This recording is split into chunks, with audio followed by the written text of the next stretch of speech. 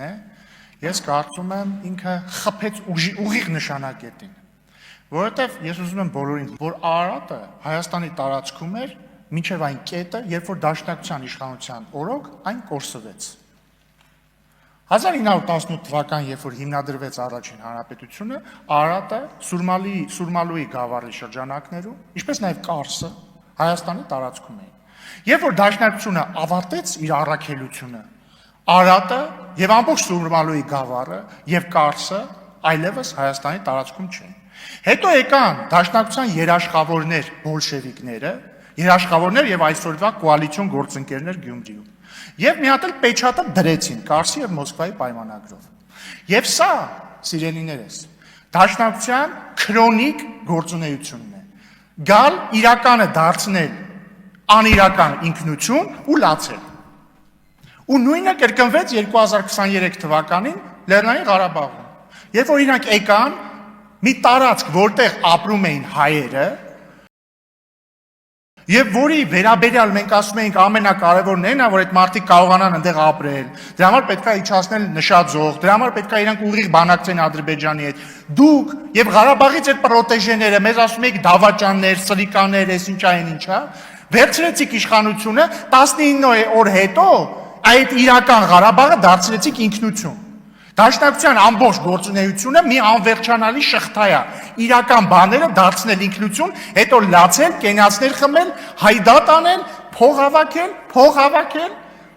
ինքնությունը վերածել փողի, մոնետիզացնել փողը, իրական հայրենիքը դարձնել ինքնություն, մոնետիզացնել ինքնությունը։ Իդեպ մոնետիզացնել ինքնությունը ասեցիք, հիշեցի։ Ձեր ինքնությունը Արարատը չի, ձեր ինքնությունը Քոչարյանի $200 միլիոն է, որ ինքը ապօրինի ձեր կա բերել ըստ դատախազության մեղադրանքի, ու ինքը պետքա մուծվի բյուջե։ Այդ ձեր ինքնությունը պետքա գաք եւ մուծեք բյուջե։ Ու հերիքա ներվայնացնեք ընդհանրապես այդ ժողովրդին։ Եկեք մուծվեք բյուջե այդ փողը։ Հաջորդը։ Հիմա ինձ ներվայնացնում եք, խնդրում եմ մի արեք դա։ Հաջորդը։ Կրկին վերադառնալով Ղարաբաղին, դուք իրական տեղը, որտեղ ապրում էին հայեր, վերածեցիք ինքնության, կորսված ինքնության, երբ որ ձեր դրածոն այնտեղ ստորագրեց Ղարաբաղի լուծարման փաստաթուղթը։ Իդեպ, այդ որ ասում եք ինչի եք դիվահարվում երաշխավորներից, որտեղ մի անգամ ձեր երաշխավորը եկավ Արարատը նենց արեց, որ մենք կորցրեցինք, երկրորդ անգամ ձեր երաշխավորը եկավ նենց արեց, որ իր քթի տակ էթնիկ զտման ենթարկեցին մեր եղբայրներին ու քույրերին։ Այդ դուք եւ ձեր երաշխավորները նենց արեցիք ձեր լուծարմամբ եւ երաշխավորի sense մեղմ ժպիտի տակ, որ մեր քույրերն ու եղբայրները էթնիկ զտման ենթարկվեցին։ Այնտեղի էլիտան էլ թռավ, փախավ այնտեղի էլիտան։ Բայց ոչ մեր քույրեր եւ եղբայրները, իրանք ստիպված են եղել լքել եւ բռնի տեղահանվել են Ղարաբաղից։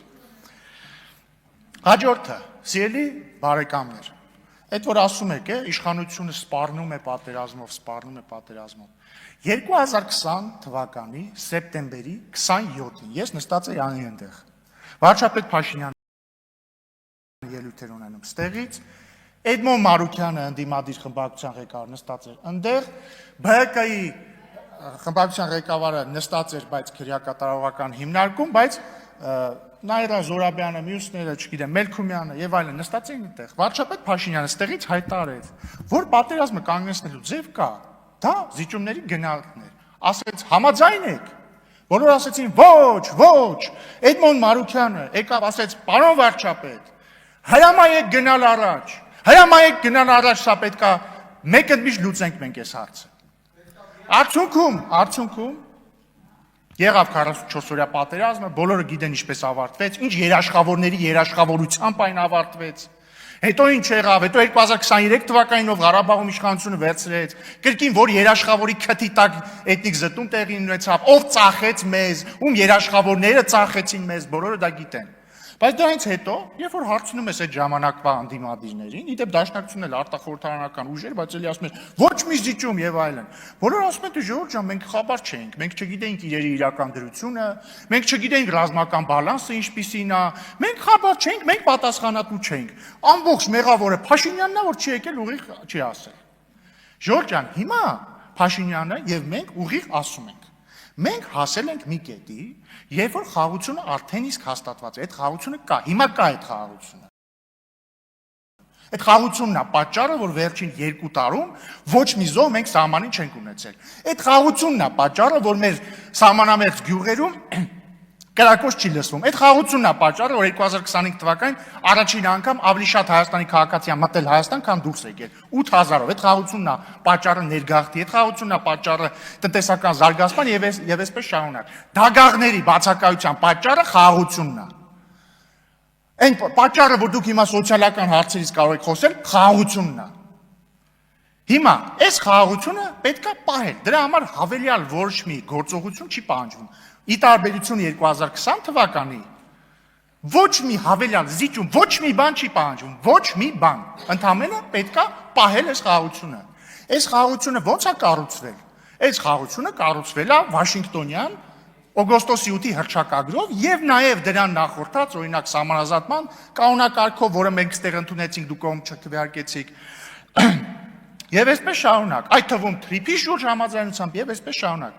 Հիմա դուք եւ ձեր դաշնակիցները, ձեր երաշխավորների, ձեր են սիրած երաշխավորների խավորությամբ եկել ու ասում եք, եթե մենք գանք իշխանության,